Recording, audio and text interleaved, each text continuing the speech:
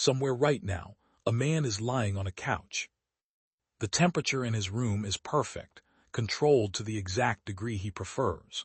Food is 20 minutes away, delivered to his door without him standing up. He has 10,000 songs, 40,000 movies, and an infinite scroll of human creativity available at the touch of a finger. By every material standard in human history, he is living like a king. Better than a king, because even kings had to wait, had to be cold sometimes, had to be bored. And yet, he is miserable, or if not miserable, empty, restless in a way he cannot name, vaguely dissatisfied, going through the motions of pleasure without feeling much of anything. And tomorrow he will do it again. The philosopher Alexis de Tocqueville, writing about modern democracy in the 1830s, made a prediction so precise it reads like prophecy. He said the great danger of the modern age would not be tyranny or poverty or war. It would be something quieter and more insidious. He called it soft despotism, a world where people are kept so comfortable, so entertained, so provided for, that they slowly, willingly, surrender the very capacities that make them human. He predicted us almost 200 years ago. Today, we are going to talk about the price of a life without friction, the hidden cost of a world designed to make everything easy. Dopamine overload. To understand what modern comfort is doing to us, you need to understand one molecule. Dopamine. Most people think dopamine is the pleasure chemical. That is not quite right.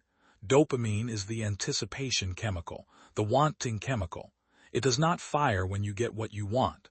It fires in the pursuit in the moment just before. It is what makes you lean forward, what makes you keep scrolling, what makes you take one more bite even when you are full. For most of human history, dopamine served us perfectly. The hunt for food, the search for shelter, the pursuit of a mate, every meaningful thing required effort, delay, uncertainty. Dopamine was the engine that drove you through the difficulty toward the reward. Now consider what the modern world has done to that system. Every source of reward that once required effort has been compressed into instant availability. Hungry, 2 taps. Lonely, open an app. Bored, infinite content. Curious. The answer is on your screen before you finish the question. The neuroscientist Anna Lemke, in her landmark work on dopamine, describes what happens to the brain when it is flooded with easy rewards. The brain, which exists to maintain balance, responds to overstimulation by reducing its own sensitivity. It downregulates. It produces fewer dopamine receptors. It raises the baseline of what is required to feel anything at all. In plain language, the more easily you access pleasure, the less pleasure you feel, and the more you need to feel anything at all. This is not a metaphor. This is neuroscience.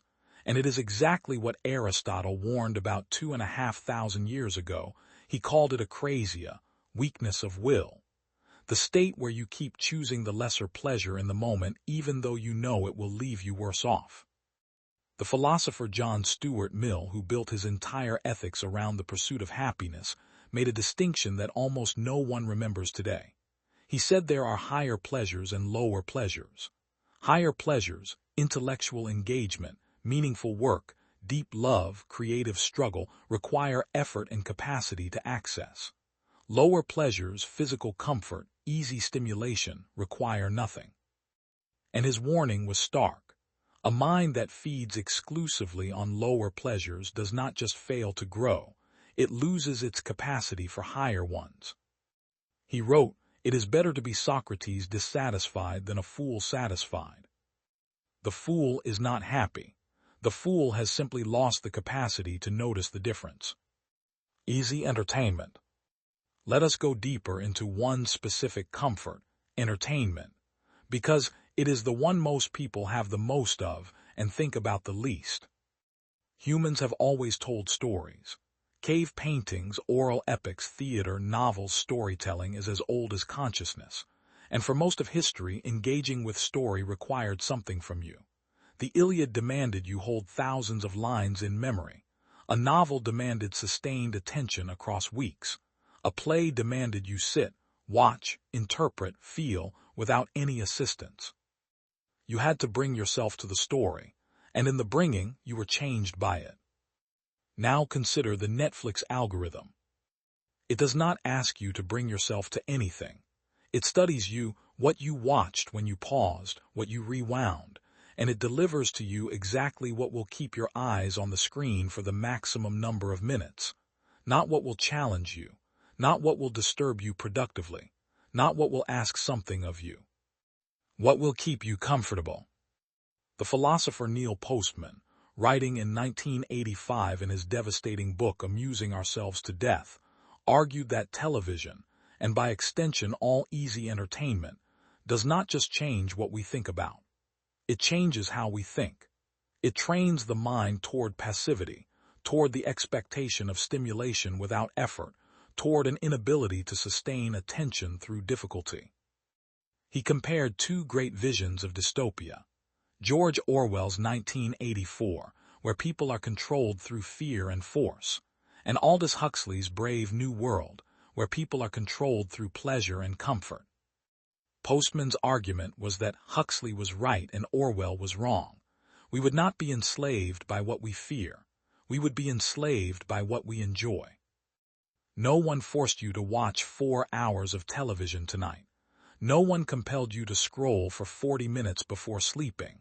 The comfort was the cage, and the cage had no lock because you never wanted to leave. The ancient Greek philosopher Epicurus is often misunderstood. People hear his name and think he was a hedonist, a man who pursued pleasure above everything. He was the opposite. Epicurus taught that the highest form of pleasure is ataraxia, a word that means tranquility, freedom from disturbance, a quiet and self-sufficient contentment. He lived simply. He ate bread and olives. He gathered friends and talked about ideas. And he argued with great precision that the pursuit of intense stimulation, luxury, spectacle, excess, does not move you toward happiness.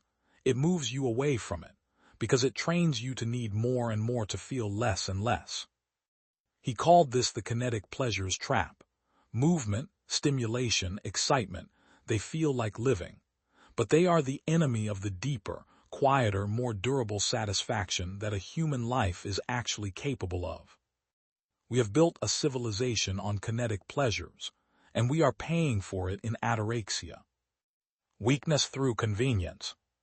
Now we arrive at the hardest part, the part that is not just about feeling less, but about becoming less.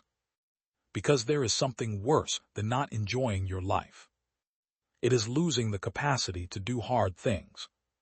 Friedrich Nietzsche, who is misunderstood almost as often as he is quoted, built much of his philosophy around a single concept, the will to power, not power over others. He was not talking about domination. He was talking about the drive to overcome, to push against resistance, to grow through difficulty, to become more than you currently are. Nietzsche's deepest fear, the thing he saw coming in the comfortable democratic societies of his time, was what he called the last man, the person at the end of history who has eliminated all risk, all struggle, all aspiration, who blinks and says, "We have invented happiness." The last man is warm, the last man is fed, the last man is never bored. And the last man is, in Nietzsche's view, the most pitiable creature who has ever lived, because the last man has optimized their existence so thoroughly for comfort that there is nothing left to strive for. No mountain, no horizon, no self to become. This is not abstract. Think about what convenience culture has done to specific human capacities in a single generation. The capacity for direction, knowing where you are, navigating unfamiliar terrain, has been outsourced to GPS. Use it long enough and you stop building the mental maps that once made humans capable of moving through the world independently. The capacity for memory, holding names, facts, phone numbers, histories in your mind, has been outsourced to search engines. Why remember when you can retrieve? The capacity for patience, sitting with uncertainty, tolerating delay, waiting for a slow reward, has been systematically eroded by a world that responds to your every impulse in under 2 seconds. The Stoic philosopher Epictetus said that the goal of philosophy is not to make life comfortable, it is to make you capable. He wrote, "Seek not that the things which happen should happen as you wish, but wish the things which happen to be as they are, and you will have a tranquil flow of life." And beyond tranquility, the Stoics specifically practiced hardship, voluntary cold, voluntary hunger, voluntary discomfort, not as punishment, not as masochism, but as a deliberate refusal to let comfort become a master. Because the person who cannot function without comfort is not free. They are owned by their own ease. How to apply this?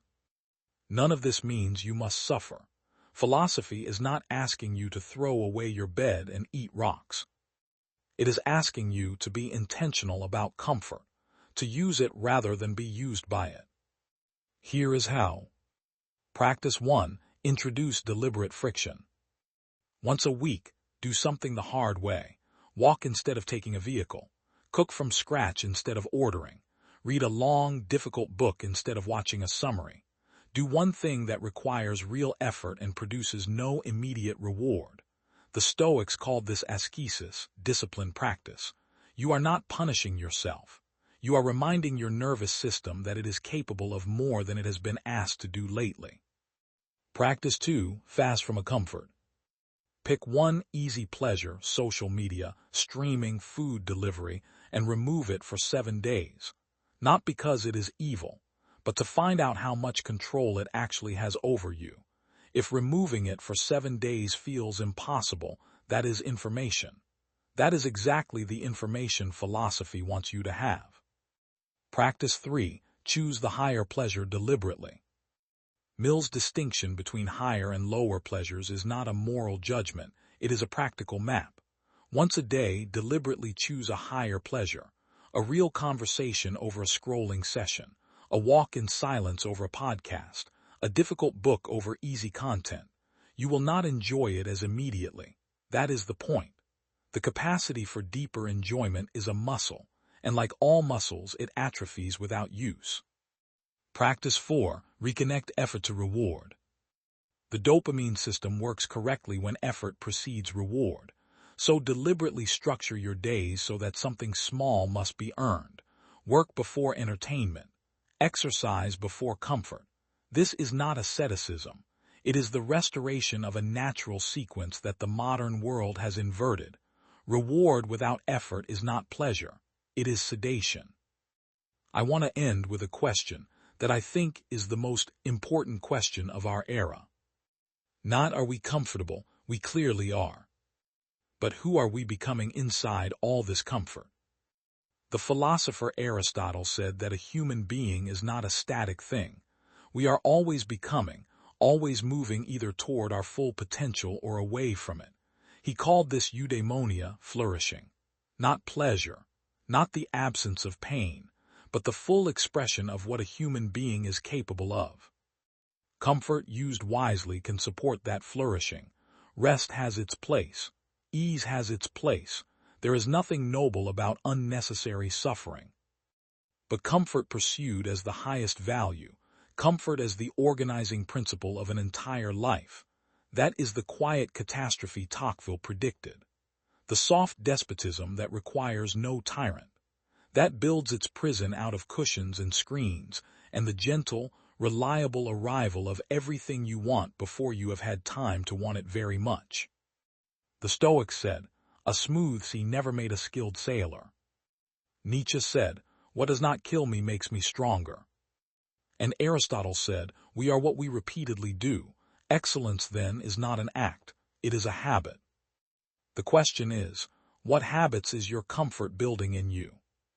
Because one day you will face something that comfort cannot solve, a loss, a failure, a moment that requires everything you have, and in that moment you will find out exactly how much all that ease has left you. Start building something harder, something realer, something that lasts. I'll see you in the next one.